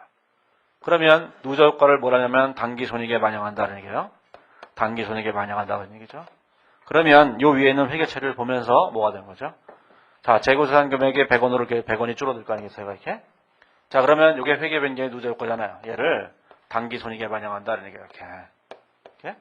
그러면 이 계정 과목이 뭐냐라는 건데, 우리나라에서는 이거를 단기일괄처리법을 사용하지 않기 때문에 계정 과목이 없어요. 사용하지 않기 때문에. 그래서 여기서는 그냥 적절한 계정 과목으로서 회계 변경 손실이라는 계정 과목을 사용했어요. 옛날에 한번 시험에 나왔던 적이 있는데 그때 계정 과목 명칭을 회계 변경 손익이라는 계정 과목을 사용했기 때문에 어떤 출제자가 그래서 여기서 이제 그거를 그냥 베껴서 회계 변경 손익 이렇게 쓴 거예요. 그냥 뭐라고 쓰셔도 상관없어요. 여기다 그냥 회계 변경 손실이라고 이렇게 쓰셔도 되고, 또는 이걸 뭐 회계 변경의 누저 효과 이렇게 써도 상관없어요. 다만 중요한 건 내가 단기 손익으로 가야 되는 것이다 라는 거예요. 손익계산서로 가야 된다. 이것만 아시면 되는 거예요. 이렇게. 그래서 회계 변경의 누저 효과를 기초 2월 이험에 반영하는 것을 우리가 뭐라고 해요? 소구법. 단기 손익계산서에 반영하는 것을 단기일괄처리법이라고 한다. 그런 얘기죠. 이제 자, 그러면 전진법은 뭐냐 하는 거예요. 전진법은 다 필요 없다는 거예요. 이런 거 계산 안 해요. 이런 거 다 하나도 계산 안 하고 이 금액을 그냥 이동평균법에 의한 기초재고자산이라고 그냥 간주해버리는 거예요. 과거는 하나도 수정하지 않고. 그러니까 전진법이 얼마나 간편하고 편하겠어요. 그래서 1996년 이전에 우리나라는 다 전진법만 사용했다고. 그렇게 좋았던 시절이 있어요. 예? 자, 그래서 이제 전진법에서는 뭐 하나도 과거는 묻지 않고 뭐만 하는 거냐면은 무조건 기초금액을 이동평균법에 의한 것이라고 보고 계산한다라는 것만 하시면 돼요. 자, 이 방법적인 차이를 생각해 보셔야 돼요. 이게 감가상각방법이 회계정책의 변경이 아니기 때문에 이보다 복잡한 문제가 안 나와요. 감가상각방법이라면 우리보다 감가상각비를 다 계산해야 돼요. 누저 효과를 우리가 직접. 근데 우선 다 계산을 해준다고요. 이게 문제를 낼 수가 없어서. 그러니까 옛날보다 훨씬 더 쉬워졌어요. 회계 변경 쪽은. 자, 351페이지에 오면 그래서 예제 1번을 보시면 가로 1번에 보면 A사는 2009년 1월 1일에 보유 중인 재고자산 원가 흐름의 가정을 총평균법에서 이동평균법으로 변경했다. 이렇게 나와 있죠. 자, 그러면 이제 총평균법에서 이동평균법으로 변경을 했다고 할 때, 자, 우리가 이제 계산을 해보시면 돼요. 자, 제일 먼저 거의 세 가지 방법을 다 얘기했으니까, 자, 세 가지 방법이 뭐냐면은, 그 소구법과 단기일괄처리법 전진법 이렇게 얘기했잖아요. 요구사항 1번이야, 뭐 누저효과야, 뭐 그 두 금액의 차이니까. 자, 그러면 회사가 1월 1일 현재로 뭐가 됐겠어요? 자, 총평균법을 사용하고 있었는데, 얘를 뭘로 바꿨냐면은 이동평균법으로 바꿨죠. 자, 이동평균법으로 이렇게 바꾼 거예요. 이동평균법으로 이렇게 바꿨어요. 이렇게. 자, 바꾸면서, 자, 총평균법에 따른 재고자산이 얼마였었냐면은, 여기 보시면 6,000원이었는데, 이동평균법에 의한 것이 8,000원이었죠. 이렇게. 자, 이제 제일 먼저 소구법을 해보세요. 자, 소구법을 해보면, 자, 소구법에서는 뭘 해야 되죠? 이렇게. 일단 재고산, 기초재고산을 수정하고 가야 되는 거예요. 6,000원에서 8,000원으로. 그럼 뭐가 되겠어요? 자, 재고산이 2,000원이 이렇게 늘어나겠죠. 재고산을 일단 늘리고 시작하는 거예요. 이렇게. 자, 그러면 이 금액을 어디다 반영하냐면, 회계 변경의 누적효과인데, 기초 2월 이익금을 반영하는 게 소구법이라고 했으니까, 여기다가 2월 이익금에다가 이렇게 반영하시는 거예요. 이렇게. 2월 이익금은 2,000원 이렇게 반영하는 거죠. 이렇게. 차변의 재고산, 대변의 2월 이익금 이렇게 반영을 해요. 자, 그 다음에 이제 뭐라는 거냐면, 그 다음에 이제 매출원가를 계산해야 되잖아요. 매출원가는, 자, 기초재고자산을 매출원가로 보내죠. 이렇게. 자, 그 다음에 단기 매입을 매출원가로 보내죠. 이렇게. 자, 그 다음에 뭐라냐면, 자, 기초 기말재고자산을 뭘로 해요? 자, 매출원가에서 이렇게 대체하는 거죠. 이렇게. 자, 이제 기초재고자산이 이 첫 번째 분계를 통해서 8,000원으로 바뀌어버렸어요. 이제 계산하면 되죠. 자, 8,000원, 8,000원 이렇게. 그렇죠? 자, 그 다음에 단기 매입이 가로 2번에 보면 단기 매입이 25만원, 25만원, 25만원. 자, 기말재고자산이 만원, 만원 이렇게 바뀌는 거예요. 자, 이렇게 하게 되면 우리가 이걸 뭐라고 하냐면 단기일괄처리법이라고 하는 거예요. 아, 소구법이라고. 그러면 단기일괄처리법은 뭐냐? 단기일괄처리법은 얘만 뭐야? 얘만 단기손익으로 처리하는 거죠. 얘만 회계변경이라고 단기손익으로 처리하게 되면 얘를 다 회계변경이라고 단기손익으로 처리하게 되면 이게 단기일괄처리법이에요. 그 다음에 무슨 방법이 있냐면 이번에는 마지막으로 전진법 있잖아요. 자, 전진법은 뭐냐면은 아예 이걸 수정하지 않아요. 아예 수정하지 않은 채 이 총평균법에 따른 요 금액을 뭘로 보냐면은 이동평균법에 따른 금액으로 보는 거예요. 그냥 간주를. 그래서 기초재고자산을 그냥 6,000원이라고 그냥 간주하고 계산하는 거죠. 자, 이런 걸 우리는 뭐라고 하냐면 전진법이라고 하는 거예요. 세 가지 차이점이 그렇게 크게 느껴지지 않을 거예요. 예? 별 얘기는 없어요. 이게. 왜 그랬냐면은 요 총평균법에 따른 1월 1년제 금액과 이동평균법에 따른 1월 1년제 금액을 제시해주고 있기 때문에 그래서 계산이 편한 거예요. 예? 옛날에 감가상각방법이 정책의 변경일 때는 요 기초장부 금액을 우리가 다 계산해야 됐다고요. 근데 지금은 계산하지 않으니까 굉장히 편해진 거예요. 자, 이제 뒤로 넘어가 보시면, 자, 이제, 자, 353페이지에 오면은, 자, 제2절에 보면 회계 변경에 대한 얘기를 하고 있는데, 자, 회계 변경에서 제일 먼저 회계 정책에 대한 얘기를 하고 있어요. 자, 회계 변경 및 오류 수행에 관한 기준서는, 자, 이제 뭐가 되냐면, 자, 회계 변경과 오류 수행에 관한 기준서가 있어요. 자, 이제 기준서가 이제 회계 변경과 오류 수행인데, 자, 이 회계 변경과 오류 수행에 관한 기준서에서는 변경과 오류 수행에 관한 기준서가 있는데, 이 기준서에서는 제일 먼저 뭐부터 얘기하냐면 정책을 먼저 설정하는 것부터 얘기를 해요. 그러니까 정책을 어떻게 정할 것인가 이거부터 먼저 얘기한다고요. 첫 번째, 자, 정책을 정해야지만 정책도 바꿀 거 아니겠어요. 그래서 제일 먼저 정책 결정을 먼저 한다고요. 정책을 어떻게 결정할 것인가 이거부터 먼저 얘기를 해요. 예? 자, 그래놓고 이 정책은 항상 결정하고 나면 얘가 일관성이 있어야만 한다 이런 얘기를 하는 거예요. 이렇게. 그게 이제 다음 페이지에 오면 353페이지에 보시면 353페이지 가로 1번은 회계정책을 어떻게 선택할 것인가 이런 얘기를 하는 거고 일단 그렇게 선택해 놓으면 354페이지 가로 2번에 오면 그러한 회계정책은 일관성이 있어야 된다는 얘기예요. 한번 정하면 계속 사용해야 된다는 뜻이에요. 그게 일관성이에요. 그 다음에 가로 3번에 보면 그 회계정책을 바꿨다는 거예요. 이게 세 번째가 뭐가 된가요? 거기 보시면 이렇게 되잖아요. 가로 1번, 가로 2번 이렇게 되는 거라고요. 가로 3번에서는 일관성 있게 적용해야 될 이 회계정책을 변경했다 그런 얘기예요. 이렇게. 그래서 국제기준에서는 이 세 가지 얘기를 하고 있는 거예요. 이렇게 순서대로 이렇게. 그러면 정책을 어떻게 결정할 것인가 어떻게 결정했어요? 시키는 대로 하는 거죠. 우리가 뭐 힘이 있나요? 국제기준에서 이러라 그러면 이러고 저러라 그러면 저러는 거지. 자, 그래서 거기 보시면은 353페이지에 보시면 첫 번째 문단의 두 번째 줄에 보시면 회계 정책은 한국채택 국제기준을 적용해서 결정될 것이다. 그렇죠. 그걸 적용하도록 했으니까 뭐 어쩔 수 없잖아요, 우리가. 자, 두 번째 문단에 보시면 회계 정책의 적용 효과가 중요하지 않으면 그 회계 정책을 적용하지 않을 수 있다 하는 건데 이게 뭐야? 중요하지 않으면 정책을 적용하지 않을 수 있다는 얘기잖아요. 그게는 국제기준을 안 지켜도 좋다 그런 얘기예요. 그런데 중요성이란 모든 걸 다 넘어서는 개념이에요. 중요하지 않으면 우리는 아무것도 안 해요. 우리는 중요하지 않은 거 공부하지 않기로 했잖아요. 그렇죠? 설사 그게 혹시 시험에 나올지 몰라도 안 하기로 했잖아요.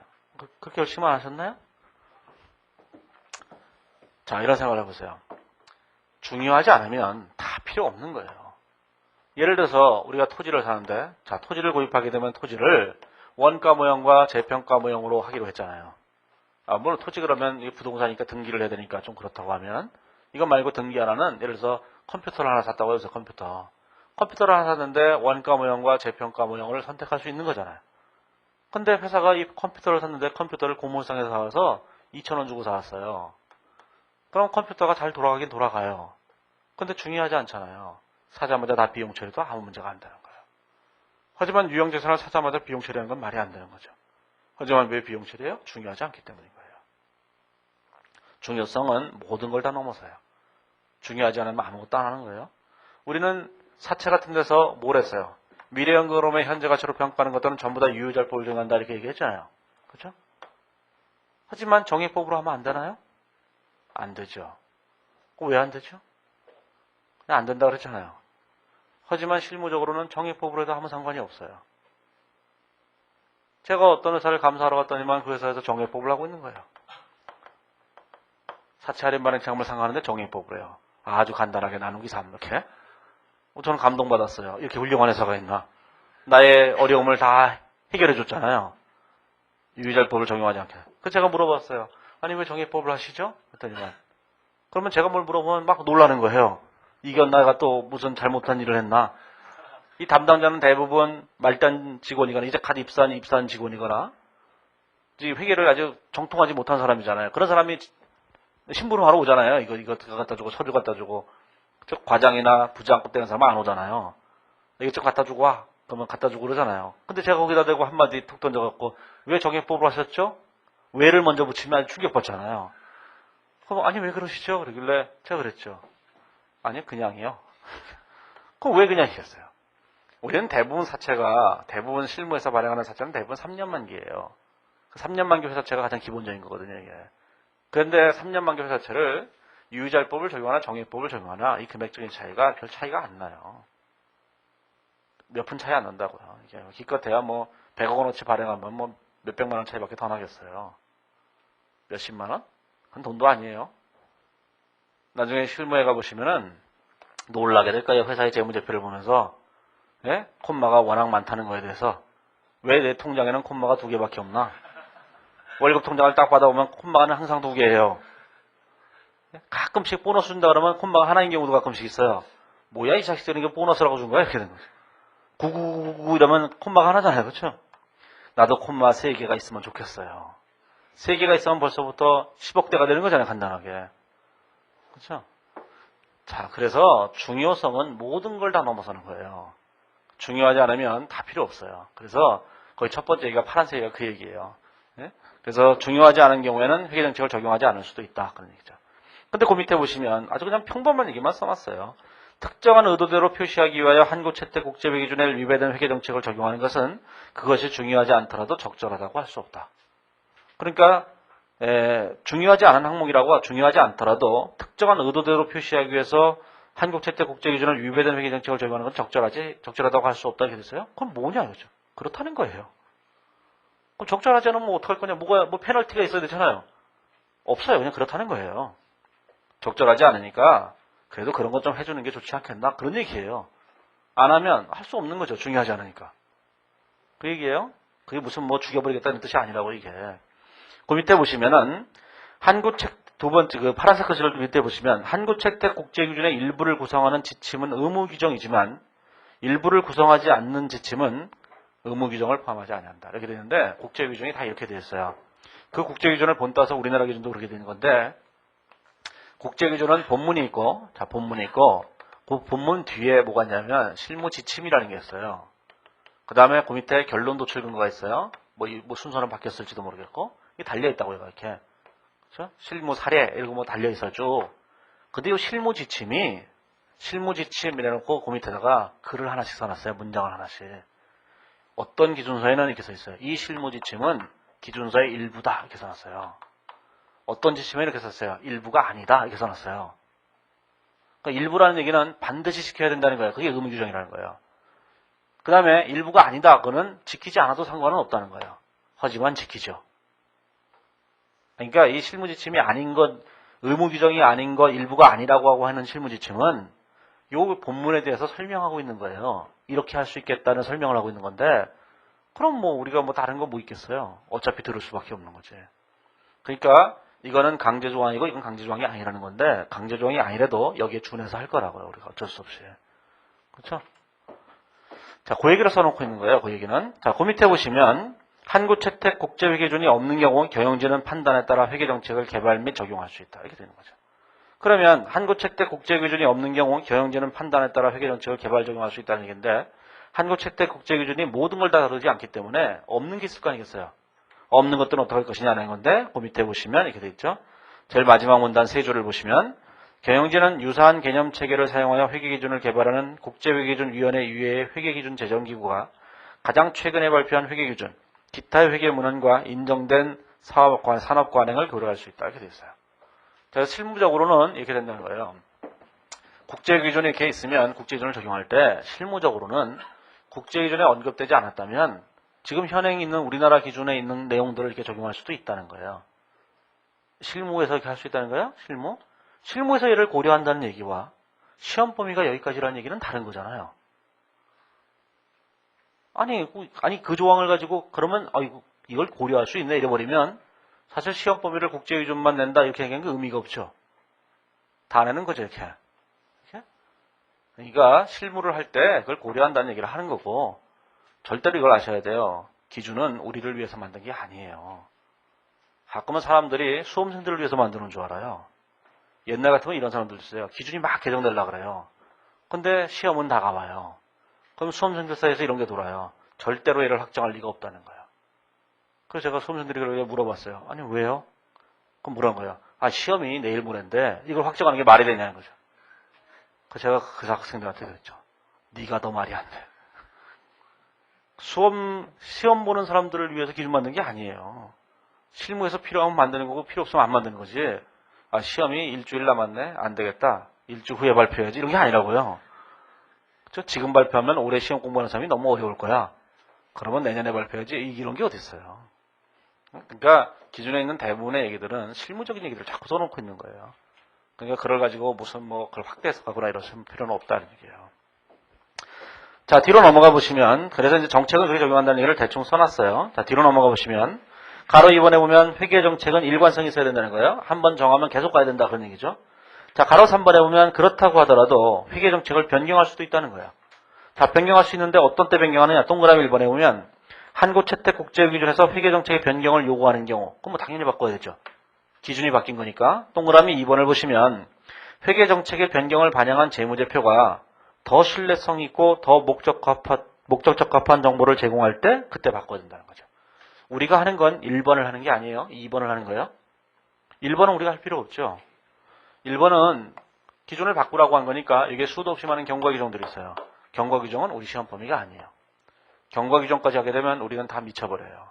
이런 걸 하실 필요 없는 거예요. 그래서 두 번째 거는 우리가 자발적으로 바꾸는 걸 말하는 거예요. 이게 이제 시험에 나오는 거죠. 우리가. 자, 그러면 거기 354페이지에 오면 그 밑에 마지막으로 이런 말 있죠. 한편 다음의 경우에는 회계정책의 변경에 해당하지 아니한다. 이렇게 됐어요.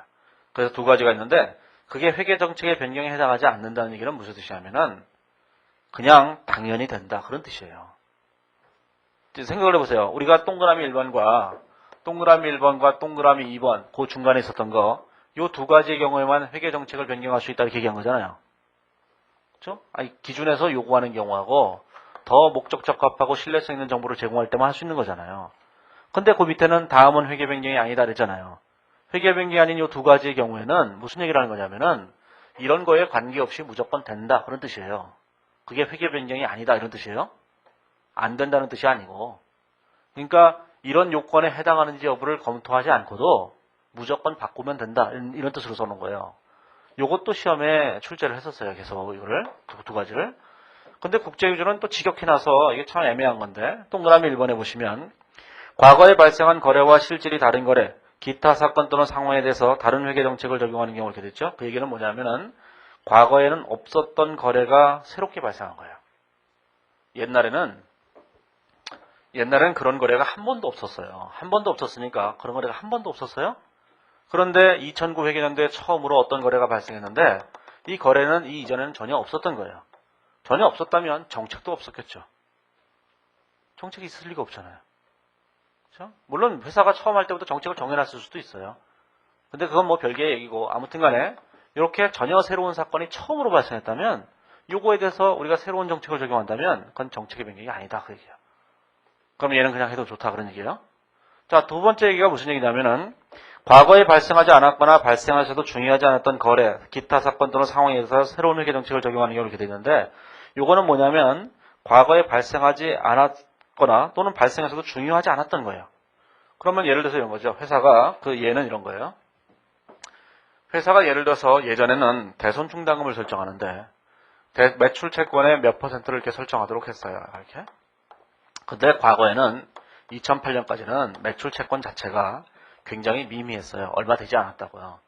대부분 회사가 현금 매출을 주로 했기 때문에 외상 매출 채권은 기말에 몇 푼 되지 않았다고요. 그래서 대손 충당금 자체가 중요하지 않아서 아예 설정을 안 했던 거예요.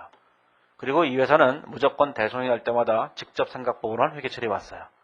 뭐 때문에 그렇게 한 거죠? 중요성 때문에 한 거죠. 직접 생각보면 기준에서 인정하는 방법이 아니에요. 충당금 설정법만 인정하는데 그럼에도 불구하고 그게 허용되는 이유가 뭐예요? 중요하지 않기 때문이죠. 앞에서 얘기했잖아요. 중요하지 않으면 안 지켜도 된다고. 그러니까 중요하지 않아서 우리는 직접 생각법을 사용하고 있었는데 세월이 지나 보니까 2009년대에 와 보니까 외상 매출이 급격하게 늘어서 대손 충당금이 중요한 금액이 됐다는 얘기예요. 그래서 이제 와서 대손 충당금을 설정한다면 얘는 정책의 변경이 아니다. 그게 뭐예요? 이제 와서 설정하면 된다. 그런 얘기예요. 정책의 변경이 아니라는 얘기는 뭐죠? 정책의 변경이라면 과거로 돌아가야 되잖아요. 끝까지. 소구법이니까. 좀 이따 하겠지만 정책의 변경은 무조건 소구법을 적용해야 돼요. 과거로 돌아가야 되죠. 안 돌아가도 된다. 그런 뜻이에요. 이 얘기가. 이게. 자, 그 두 가지 얘기는 좀 읽어보셔야 돼요. 오른쪽에 가보시면 355페이지에 보시면 자, 가로 4번에 보면 회계정책의 변경을 이제 어떻게 적용할 것인가라는 거죠. 이제 제일 처음에 정책을 결정하고 일관성 있는 정책을 적용해야 되는데 근데 그걸 바꾸기로 했다는 거잖아요. 그럼 바꿨으면 이걸 회계 처리해야 될 거 아니겠어요? 어떻게 회계 처리할 것인가라는 건데 거기 보시면 355페이지에 보면 가로 1번에 소급 적용이 있어요. 소급 적용이라고 하는 것은 무조건 소급법을 적용해야 된다. 그런 뜻이에요. 소급 적용이라는 게 소급법을 적용했다는 뜻이에요. 자, 그런데 거기 보시면 동그라미 1번과 동그라미 2번을 보시면 동그라미 1번은 뭐냐면 경과 규정이 있는 한국채택 국제 기준을 최초 적용하는 경우에 발생하는 회계 정책의 변경은 해당 경과 규정에 따른다. 이거는 우리 시험 범위가 아니에요. 국제 기준에 있지만 그 경과 규정을 공부하려면 무진하게 힘들어요. 그런 거 신경 쓸 필요 없어요. 자, 동그라미 2번에 보면 경과 규정이 없는 한국채택 국제 기준을 최초 적용하는 회계연도에 발생하는 회계 정책의 변경이나 자발적인 회계 정책의 변경은 소급 적용한다는데 우리 시험 문제에 나오는 건 자발적인 정책의 변경을 내는 거예요. 그래서 자발적으로 선입선출법에서 이동평균법으로 바꿨다 이런 걸 시험 문제로 내는 거예요. 그게 소급 적용이에요. 자, 그러면 우리가 이제 소급법을 적용하기 위해서는 뭐가 필요해요? 누적효과를 계산할 줄 알아야 되죠. 누적효과를 계산해야지만 소급법을 적용하는 거예요. 자, 그런데 이 누적효과를 계산할 수 없다면 뒤로 넘어가 보시면 356페이지에 보시면 가로 2번에 전진 적용이 있는데 파란색 글씨를 보시면 누적효과를 실무적으로 결성할 수 없는 경우 전진 적용한다 이렇게 됐죠. 전진 적용이라는 것은 전진법을 사용한다 그런 뜻이에요. 그래서 누적효과를 실무적으로 결정할 수 없는 경우는 시험 문제로 낼 수가 없어요. 그걸 어떻게 내죠? 계산 문제로? 자료를 막 주면서 사실은 계산할 수 없었다. 이렇게 주면은 말이 안 되는 거잖아요. 그러니까 시험 문제로 낼 수가 없어요. 그러니까 그거는 그냥 말로만 그런 게 있다는 것만 아시면 되고 객관식 문제도 그냥 보기로만 나오는 거예요. 그래서 이렇게 되는 거죠. 말로 하는 문제에서. 자, 이제 정책의 변경은 이렇게 되는 거예요. 정책의 변경은 크게 두 가지로 나눠지는 거죠. 자, 누적 효과를 계산할 수 있는 경우와 계산할 수 없는 경우로 나눠지는 거예요. 누적 효과를 계산할 수 있는 경우는 소급법을 적용하는 거고 누적 효과를 계산할 수 없는 것은 전진법을 적용하는 거예요. 이게 전진 적용이라고 하는 거예요. 이렇게. 그래서 소급법과 전진법 이렇게 되어 있죠. 자, 그 얘기가 이제 밑에 355페이지 제일 밑에 보시면 그런데 이제 이 얘기에 대해서 누적 효과를 계산할 수 있다 없다에 대해서 거기다 뭐라고 썼냐면 실무적으로 적용할 수 없는 경우 이런 표현을 썼는데 실무적으로 적용할 수 없다는 표현이 뭔가라는 거를 거기다 써놓은 거예요. 실무적으로 적용할 수 없다. 이게 그 얘기를 한번 써놓은 건데 한번 그냥 읽어보시기만 하면 돼요. 뭐 중요한 얘기 아니니까 이게 뭐 그런 게 기준에 있어서 하나 써놓은 거예요. 자, 그 다음에 355페이지에 보면 2번에 자, 회계 추정의 변경이 있는데, 자, 회계 추정의 변경은 무조건 전진법만을 사용하는 거예요. 그래서 357페이지에 보시면 그림 20-2가 있는데, 거기 보시면 회계 변경의 회계 처리를 보시면, 자, 정책의 변경은 소급법을 적용하죠. 그 다음에 추정의 변경은 전진법을 적용해요. 근데 회계 정책의 변경 중에서 누적 효과를 실무적으로 결정할 수 없다면 전진법을 사용한다. 이렇게 되는 거예요. 356페이지에 오면 아주 중요한 문단이 하나 있는데 그 파란색 글씨로 뭐라고 되냐면 회계 정책의 변경과 회계 추정의 변경을 구분하는 것이 어려운 경우에는 회계 추정의 변경으로 본다. 그걸 기억하셔야 돼요. 아주 시험에 자주 나오는 거예요. 하지만 우리 보러 구분이 잘 안 된다 이렇게 문제를 낼 수는 없잖아요. 실무적으로 구분이 안 되는 걸 말하는 거니까. 그래서 어려운 경우는 무조건 추정의 변경이에요. 그 앞에 보시면 자 측정 기준의 변경은 정책의 변경에 해당한다 이렇게 됐어요. 측정 기준을 바꾸는 것은 추정의 변경이 아니라 정책의 변경이에요. 그것도 말로 나올 거예요. 말로 나오는 중요한 문단이 될 거예요. 그게 문장 두 개가 문제를 이렇게 낸다고요. 이 챕터에서는 말로 하는 문제도 꽤 내는데 다음 중 틀린 문장은 이러면서 낼 거라고요. 1번 측정 기준의 변경은 추정의 변경에 해당한다 이렇게 될 거예요. 2번 정책의 변경과 추정의 변경을 구분하기 어려우면 정책의 변경으로 본다 이렇게 될 거라고요. 그렇죠? 이 문구를 아셔야 되는 거예요. 이렇게 문구를 그 문구가 틀렸는지 맞는지를 확인하셔야 돼요. 자, 이제 357페이지에 보시면 예제 2번이 있는데, 자, 예제 2번에 보시면 그 회계 추정의 변경이 있어요. 자, 이제 회계 추정의 변경을 이제 보시면 2007년 1월 1일 날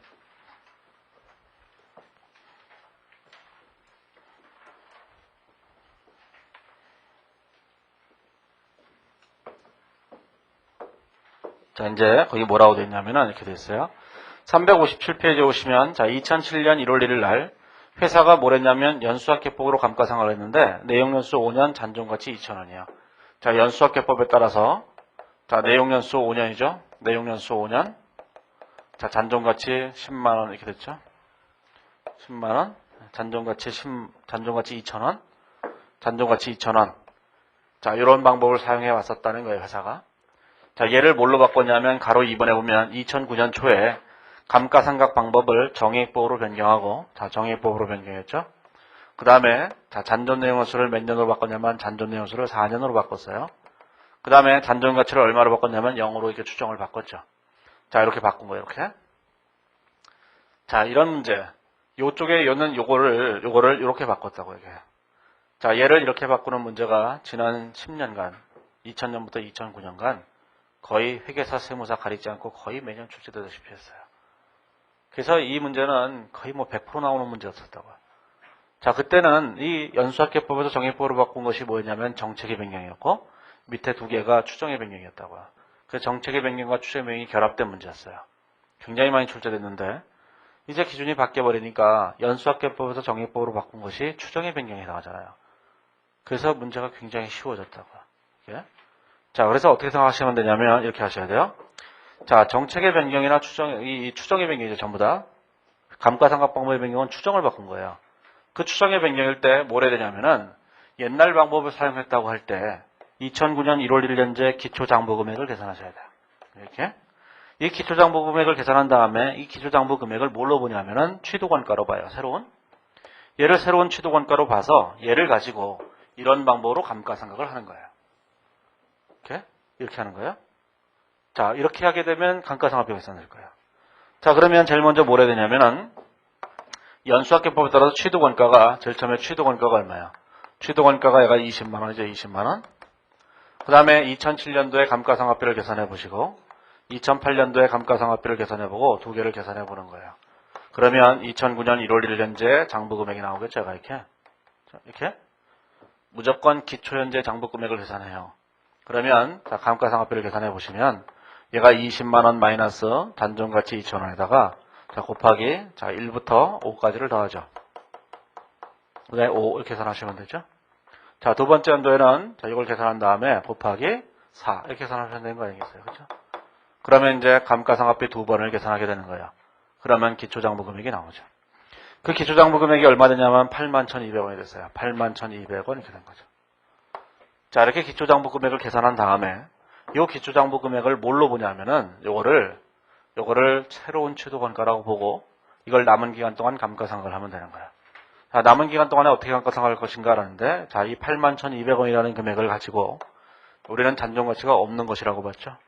얘를 자 4년간 이렇게 나누시면 돼요. 그러면 23,300원이 감가상각비가 되겠죠. 그래서 23,300원 감가상각비라고 답하시면 돼요. 자, 여기서 이제 여러 가지 문제를 낼 수 있을 거라고 보는데, 아무리 감가상각 방법의 변경을 추정의 변경으로 바꿨다 하더라도 우리가 낼 수 있는 첫 번째 문제는 이 문제처럼 감가상각비가 얼마냐 이런 문제일 거야. 23,300원. 그렇죠? 이게 될 수 있을 거 아니겠어요? 그 밑에 회계 처리 보시면 2009년 1월 1일에는 회계 처리가 없어요. 정책의 변경이 아니니까. 그 다음에 2009년 말에는 감가상각비만 계산하시면 되죠. 그렇죠? 분계는 너무 간단한 거니까. 자, 일단 이렇게 내는 문제가 하나 있을 거예요. 자, 두 번째 문제는 이런 문제도 있을 수 있어요. 네, 감가상각비의 차이가 얼마일까? 이렇게 물어보는 문제도 있어요. 그러니까 변경 전과 비교해서 변경 전과 비교를 하는 거예요. 비교해서 자, 변경 후에 감가상각비가 얼마나 변했나? 이렇게 물어볼 수도 있고, 감가상각비의 변동은 결국 당기순이익의 변동이죠. 당기순이익이 얼마나 바뀌었냐? 이렇게 될 수도 있을 거예요. 그러면 변경전이 어떻게 되어 있어요? 변경전 감가상각비를 계산해 보시면, 변경전 감가상각비는 이렇게 계산하는 방법으로 단기를 계산하면 되는 거잖아요. 20만원 마이너스 2,000원에다가 자, 올해 감가상각비는 변경을 하나도 안 했다라면 어떻게 되겠어요? 이게 3 이렇게 되겠죠, 이렇게? 그렇죠? 변경을 하나도 안 했다라면 이렇게 됐을 거예요.